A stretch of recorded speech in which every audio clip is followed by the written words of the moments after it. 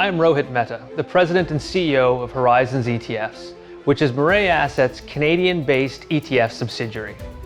Horizons ETFs is a recognized leader in the Canadian marketplace for ETF innovation, offering a diversified suite of ETFs, which include index ETFs, actively managed ETFs, and even Canada's largest suite of leverage and inverse leverage ETFs, which we market under the brand BetaPro.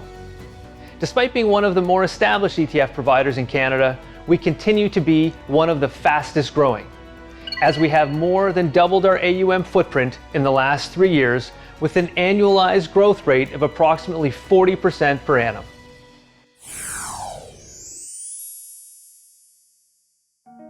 From a global perspective, there are two key reasons for global investors to consider an investment in Canada.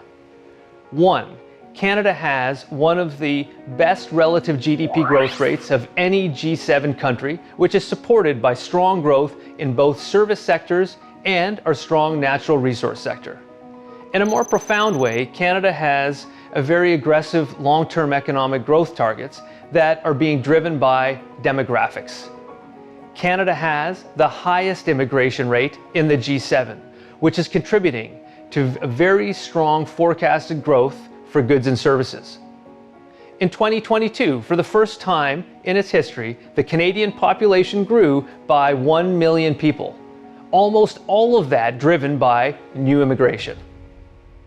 This high population growth is expected to blunt the impact of wage inflation and labor shortages, which is viewed as a strong positive driver for growth for Canadian markets relative to other markets, particularly the US. Number two, Canada is an innovation hub for ETFs.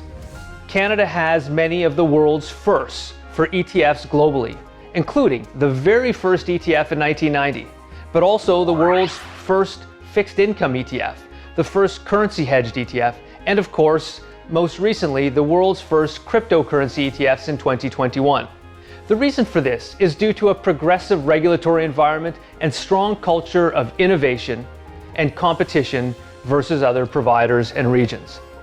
There are many ETFs offerings in Canada that might be more advantageous for global investors than what is listed in the US, whether that is unique tax-efficient product structures or asset classes that are not yet available in other markets.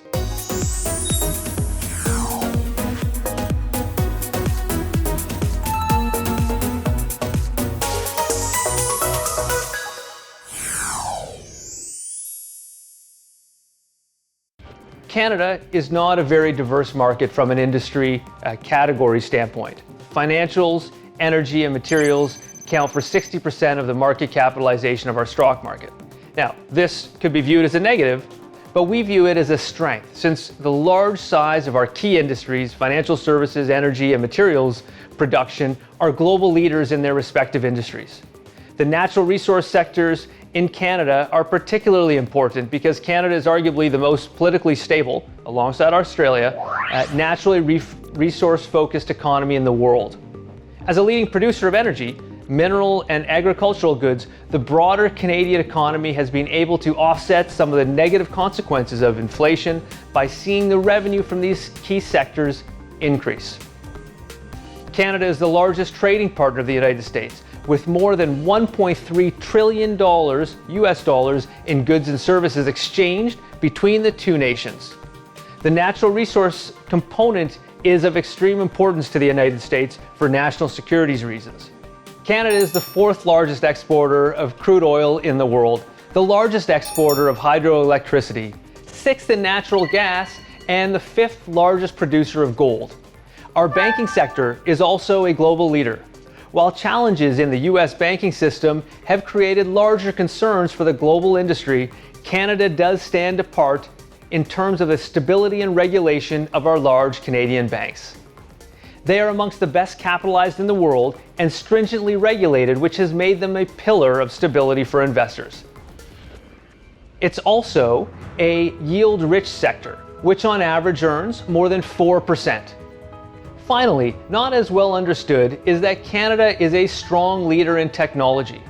Toronto, Vancouver, and Montreal are all recognized as major North American technology hubs.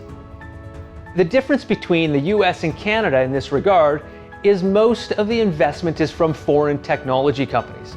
Approximately 5% of Canada's economy is focused on the technology sector and generates $242 billion in revenue. A particular focus is artificial intelligence. The National Artificial Intelligence Institutes, AMI in Edmonton, Mila in Montreal, and the Vector Institute in Toronto are world-renowned centers of AI research and innovation that collaborate with academia, industry, and government. Canada is the birthplace of some of the leading AI firms in the world, including DeepMind, Google's AI unit, and Element AI. Now, our view is the Canadian ETF industry will continue to be a strong catalyst of growth in the broader Canadian asset management industry. A big reason for this is due to the global investors recognizing the attractive opportunities that are offered by Canadian asset classes. Horizons is a leading ETF provider in Canada, and we have big plans to grow. We're focused on 3 key drivers to achieve this. 1, performance-driven culture. 2, product innovation, and 3, the power of data. I thank you for your time today and look forward to seeing you again soon.